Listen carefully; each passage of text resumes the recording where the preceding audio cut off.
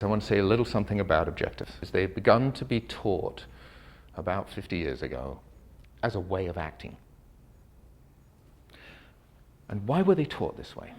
I think, I can't be sure of this, but my theory about this is they were taught that way because people went, when they started acting and they went to an acting teacher, being able to focus on an objective. If I want Adam to do something, right? Then what's happening to my self-consciousness?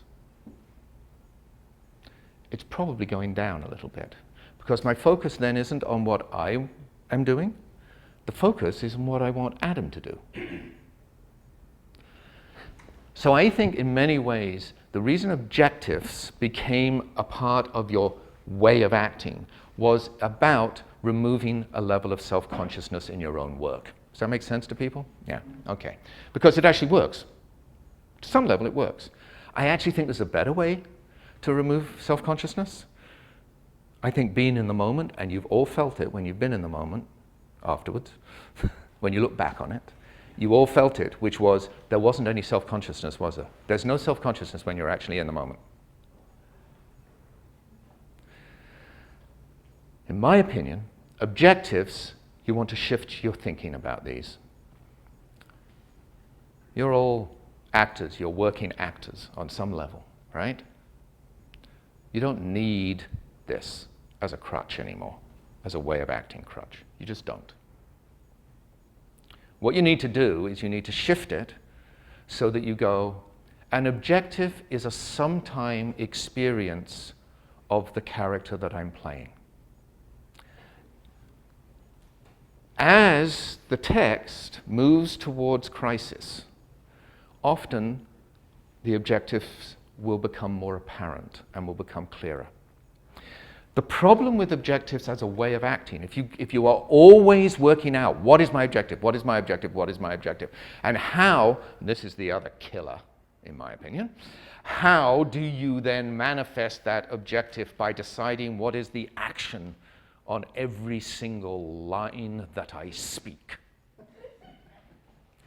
Okay, and if I am not connected to my objective and playing my action, then I am failing. And yet, if all of you look at this, one of the things that you find is that hanging on to your objective is kind of hard a lot of the time, isn't it? Being aware of playing the action is kind of tricky. Why? Well, because sometimes you fall into being in the moment. And then you forget all about that stuff. And you don't, if you're really in the moment, you don't even know if you're doing it. This thing that you have to do. So, change your thinking about objectives. Start to think of them as something that come looking for you when you're exploring the text, rather than something that you decide is in the text and make sure that you have in the text. If you really genuinely begin to explore moment to moment, interestingly enough, if the writer has given the character a very clear objective, in other words, if there is something very, very strong that I want Juanita, right? If there's something very strong that I want Juanita to do, how will that appear in the writing? There will be a repetition, won't there? Yeah, exactly. There'll be a clear line, often, of the character continually attempting to get the other character to do something. They may indeed be shifting the way they try and do it, rephrasing it, exploring it in different ways. But often, if an objective is written into the way the character is being played, it will be clear to you if you look moment to moment by the way the moments are evolving. Does that make sense? You don't have to decide what the objective is. You can discover it. It can be a discovery process rather than a decision process. And in my opinion, creativity is linked to discovery, not decision. It's not that decision is bad, it's just that discovery is better. It's freer and it's more spontaneous. So, if you say, I'm going to let objectives come looking for me rather than go looking for them, that means what are you left with, right? Because I just pulled away one of the major props of your acting process. Sorry.